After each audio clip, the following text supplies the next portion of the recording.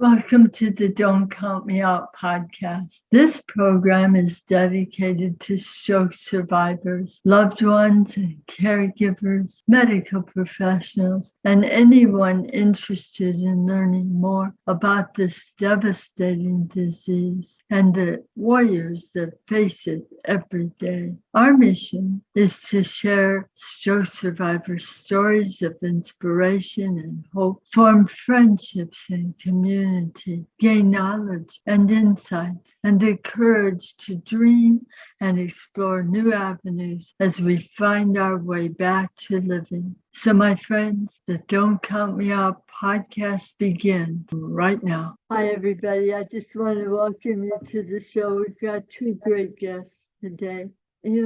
I've been doing this for a couple of years now, and I don't think I've ever met anyone who has had a stroke that I could say, oh, that was just like Joe's stroke or just like Barbara's stroke. Everyone is so different the way it presents itself. Sometimes it can fool even the professionals. Our guest today is a married couple.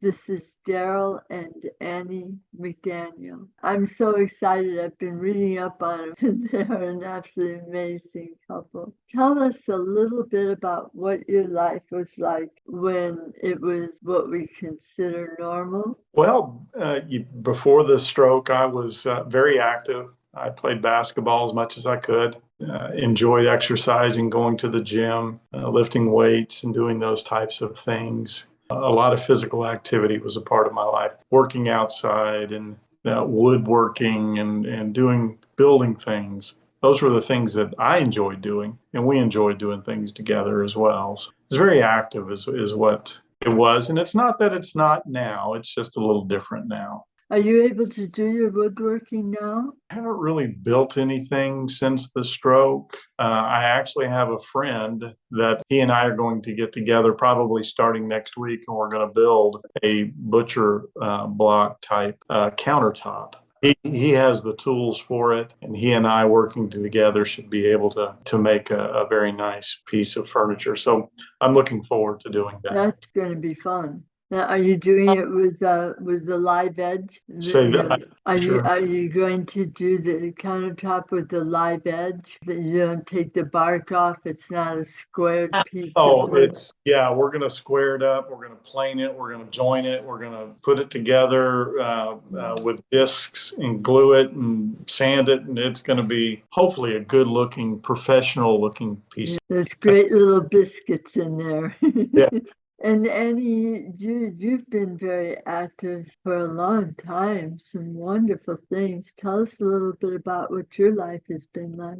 In Birmingham, I am known as Miss Annie, and I teach science, and I dress up in a costume. And I visit 35 different schools and teach about 20,000 kids a year. It's been super fun, and I've been really enjoying that. But then during COVID, I couldn't be Miss Annie. I wasn't allowed to be in the schools. And so I took that opportunity to start another business called Miss Annie's Home and Kitchen, not really knowing if I was going to be able to get back to the schools or not. And so I just do really easy, simple recipes, and I post them on Facebook on Monday, Wednesdays, and Fridays. And I released a cookbook in January, and it's done really, really well. So now the schools are open, and so I'm doing that, and I'm doing Miss Annie's Home and Kitchen. So I'm busy doing both, and I enjoy both of them very much. What's the name of your cookbook? It's just called Miss Annie's Home and Kitchen. And it's kind of simple recipes or something. I think it's the little caption on the bottom. I can't remember. Are these dinner meals that you have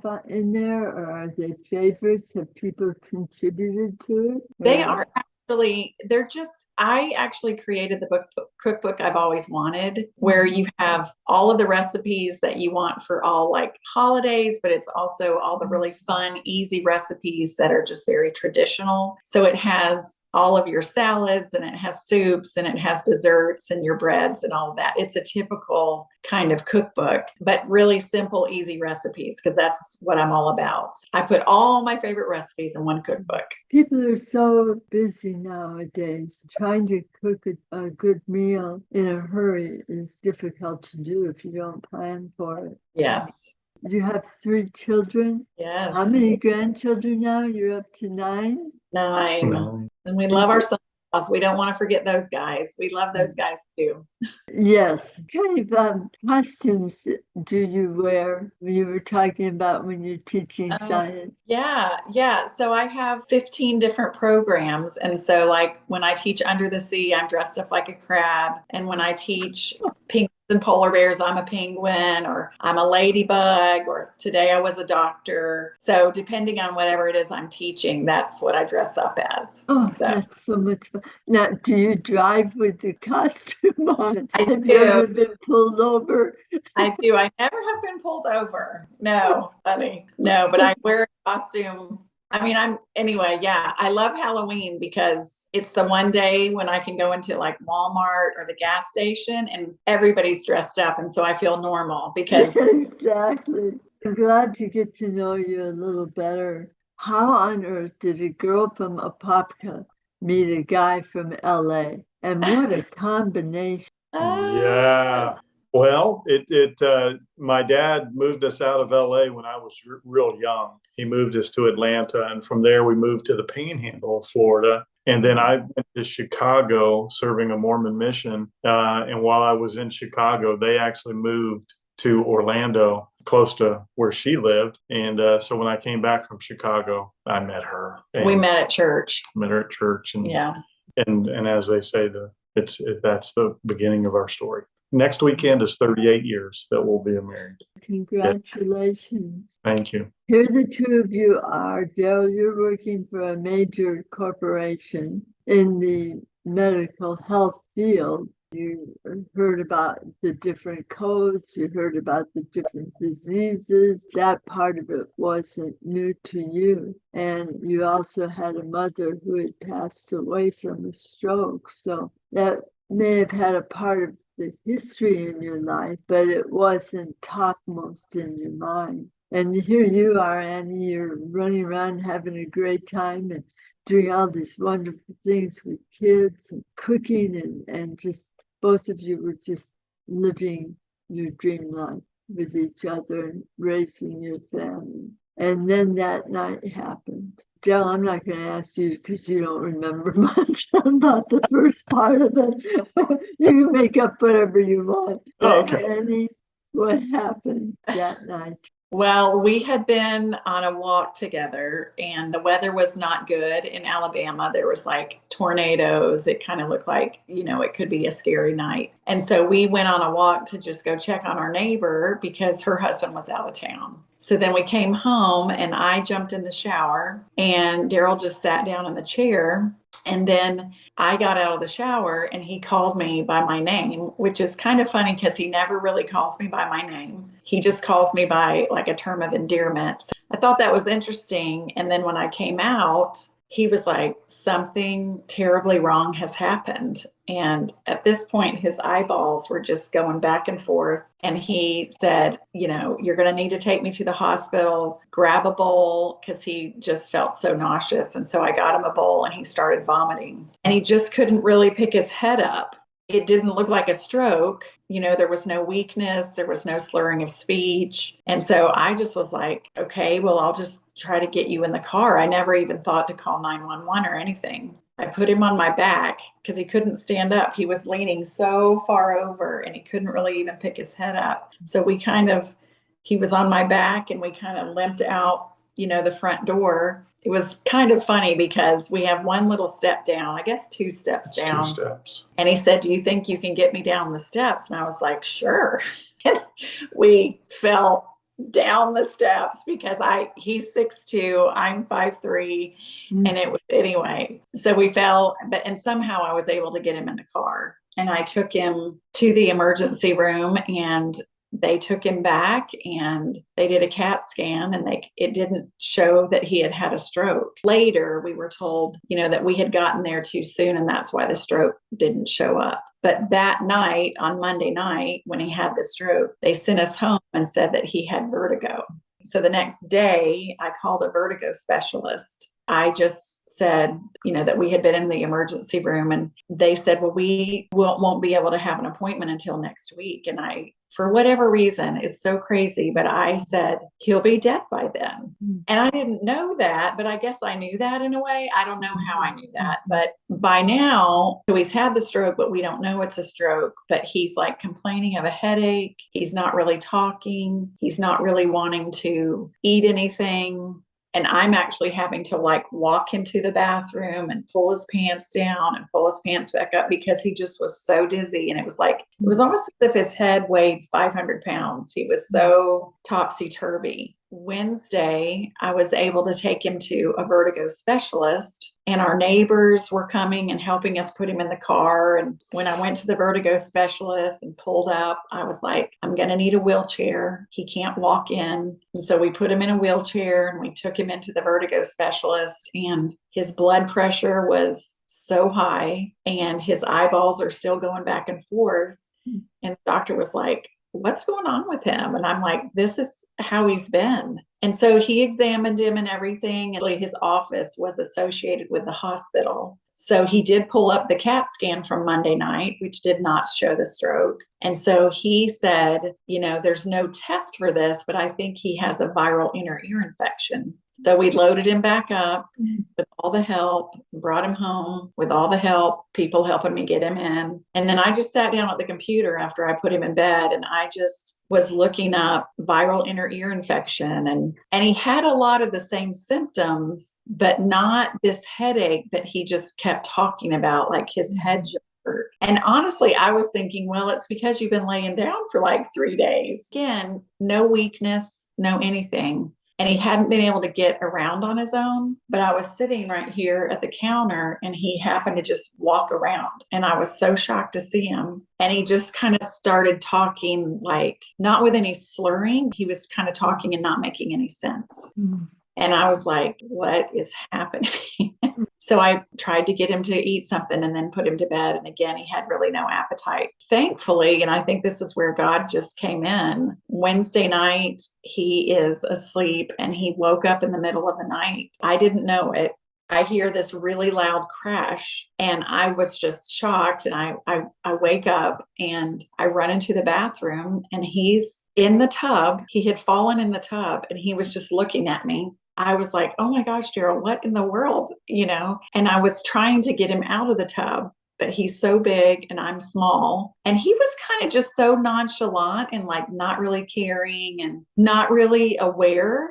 And it's in the middle of the night and I'm thinking, I don't want to call the neighbors to ask them to come. So I just said very loudly to him, I was like, Darryl, you have to help me figure out how to get you out of this tub. It was like he was so aware. And so he said, do this, do that, put your foot here. And with leverage, I was able to pull him out and then put him back to bed.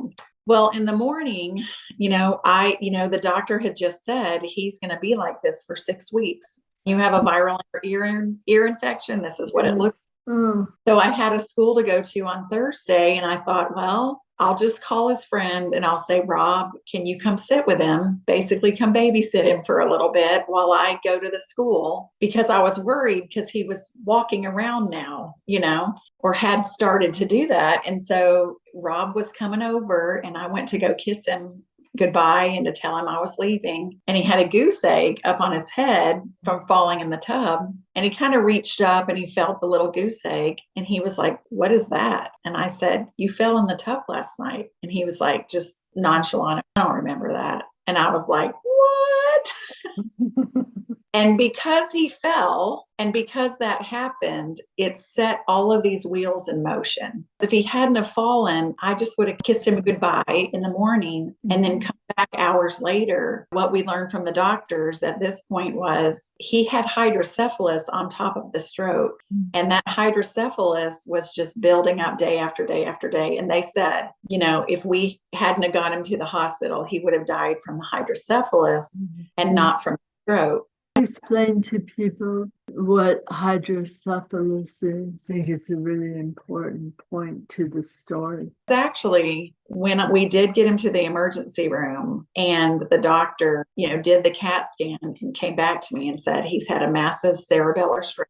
So his stroke occurred in the right side of his cerebellum. And then he said he has the complication of hydrocephalus. And then he was like, do you know what that is? And I was like, I don't know. I didn't, your brain is thinking. I was like, I don't know. Yes, I'll be happy to share because this is what he shared with me. You have the spinal fluid that runs, through your spine, and it goes around your brain and comes back down. And so because his cerebellum became swollen, then that spinal fluid could not make that movement. And so it just got backed up. And then you have all of this fluid building up on the brain, and then it pushes your brain down into your brainstem. So when he shared that with me, he was like, we need to life flight him to another hospital. And he's got to have a hole drilled in his head. We get a neurosurgeon there to do this surgery. So that's what hydrocephalus is. And what we learned is a lot of people who have this cerebellar stroke are misdiagnosed because there's not the weakness and there's not the slurring of speech. And there's, there's the loss of an arm, the paralysis. And so because they're misdiagnosed, like Darryl was, then they have hydrocephalus. Don't really die of the stroke, they die of the hydrocephalus. We were just really fortunate. Again, if he hadn't fallen in that tub, I'm not sure that he would be sitting here. You don't realize when things are traumatic that happen in your life, how much the trauma sometimes changes your life for the best. Right. And it's very difficult to even put that as a thought in your mind when you're going through all of these things. You're trying to survive. You were saying a little while ago, when people would say something to you, it was like you couldn't even identify with what they were saying, because in your mind, you want to do everything you can to help your husband to just survive this, and you don't know what to do yourself. It's a terrible feeling, and I know a lot of people who have that same helpless feeling. However, there is a point where, for some of us, I think most of us, if we listen to our inner spirit, find a center of peace, or a center where you can begin to sort this out in ways that you may have never done it before. I guess one of the questions I was wondering from you is, did you find that as well? I absolutely did. Yes, because I did think there were a couple of things that I felt very strongly, which was Darryl and I have a very strong faith. And on Tuesday night, so Monday the stroke happened, and on Tuesday night I invited the elders of our church to come over and give him a blessing. And so they blessed him, and in my heart I just believe that blessing just held him right there until we could get the answers. When we finally did find out what was really wrong, there was such a feeling of relief. I was so relieved to have the answer, but then I was like so overwhelmed by the answer.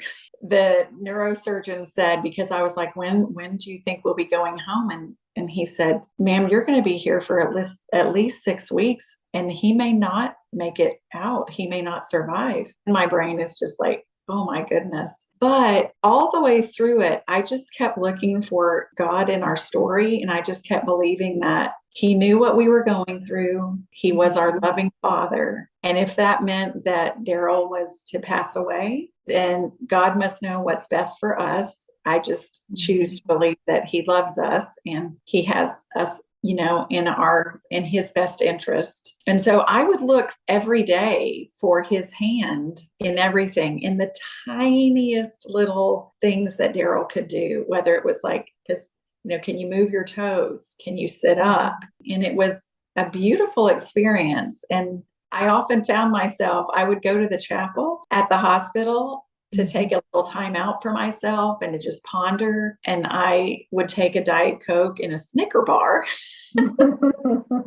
because I needed just to treat myself, because it was so hard, but yet so beautiful in the same way. Anyway, I don't know if that answered your question. Very well. And I truly understand what you're saying about that. There is a beauty, and boy, it sounds like a strange thing to say, but there is a beauty at the end of life. And it is such a privilege to be with someone, if that's what the outcome is supposed to be. I'm grateful, and I'm sure you are too, Darryl, that God had other plans for you and you're still here. I am very grateful. Absolutely. I think that's one of the other lessons too. Most of the stroke survivors that I've talked to have so much gratitude for life and everything that's around them. I think you learn not to be as upset about the things that you thought were so important before you had a stroke.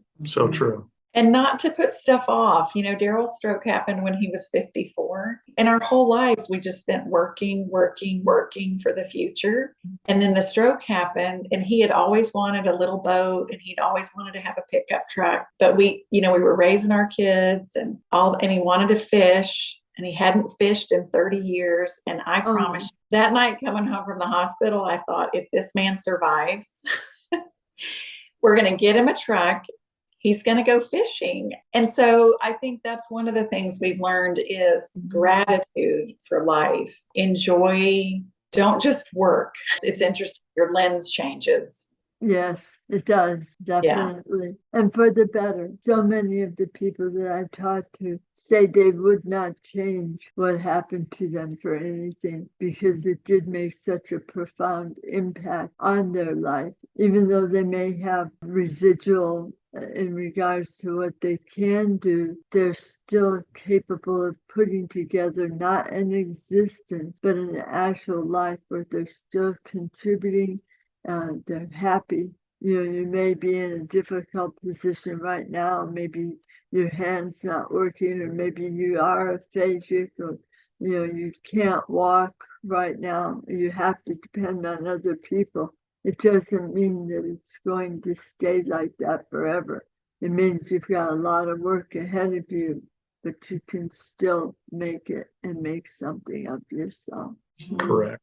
Mm-hmm. Yes. One thing I wanted to mention too, when I was listening to what you were saying about the different ways that your symptoms presented themselves, the American Heart Association has used a phrase for a while, and that's the word fast. But just in the last year or so, they've added the word B.E.F.A.S.T, stands for balance, eyes, face, if your face is drooping, arms, if you're capable of putting your arms out, speech, and if you notice any combination of those, then it's time to call 911.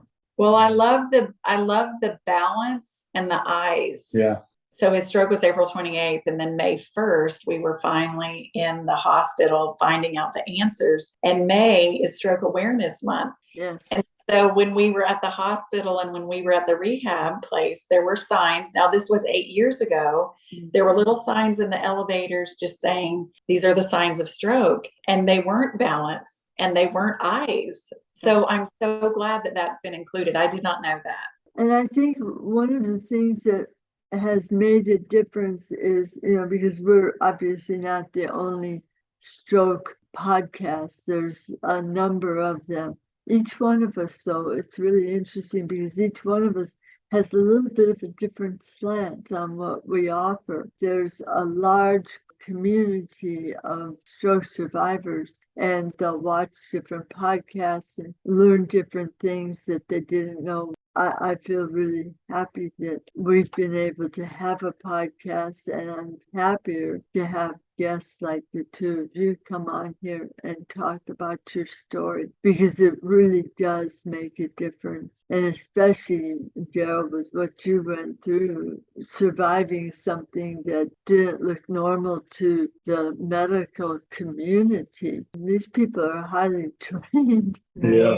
When we did take him back to the emergency room, there was a kind of a more veteran doctor there. And later we went back to thank him. As soon as he saw Darryl, he said that as soon as he saw him, he just decided that he was going to assume it was a stroke and treat him like it was a stroke.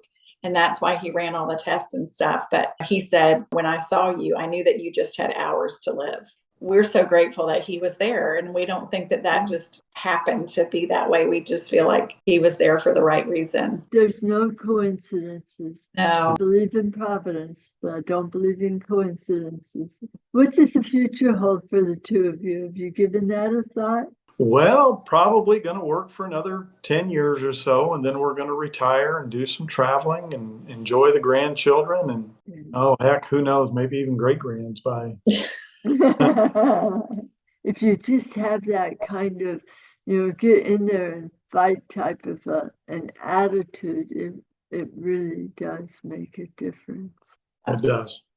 So, Well, and we adopted the mantras, two of them, stronger every day and I can do hard things. The stronger every day came from when we were being released from the rehab center. Darryl's nurse just gave me a big hug and she just whispered in my ear and she said, stronger every day. That was a mantra that Darryl just hung on to and I did too. And what I knew from what she said from that, I took it as every tiny little thing that he does and can do, count that as a victory. And she also counseled me and she said, do not do everything for him.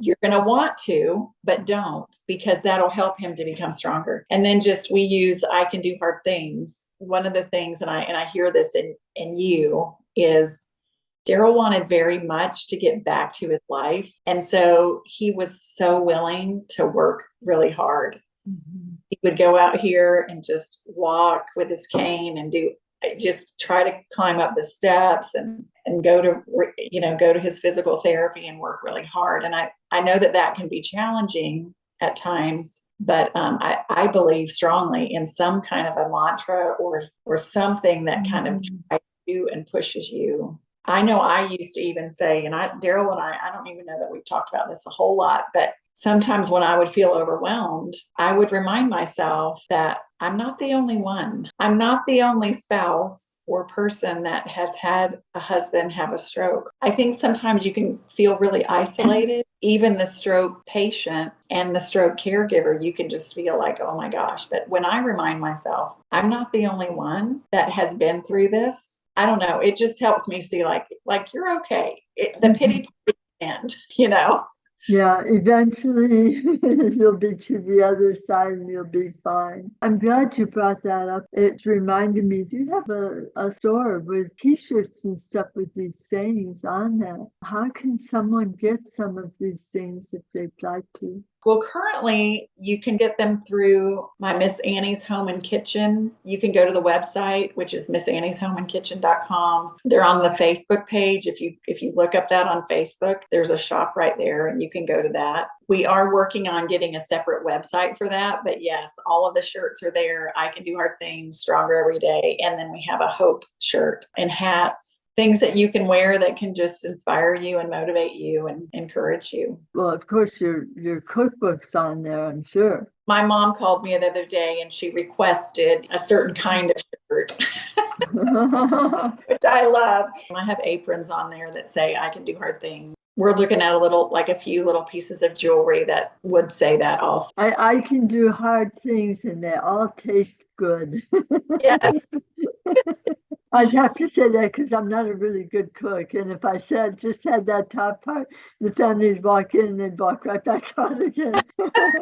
Anyway, it's been a delight talking to you. We will see you again. I haven't heard a lot of people talk as couples, and especially as a caregiver and a spouse. There's all these transitions of life coming to this point where things are going to happen. Hopefully not all four wheels will fall off at the same time, but you do have to plan. But if you're a good friend, if you've been able to make it through other hard times, you're going to be fine. We are so honored that you asked us to participate.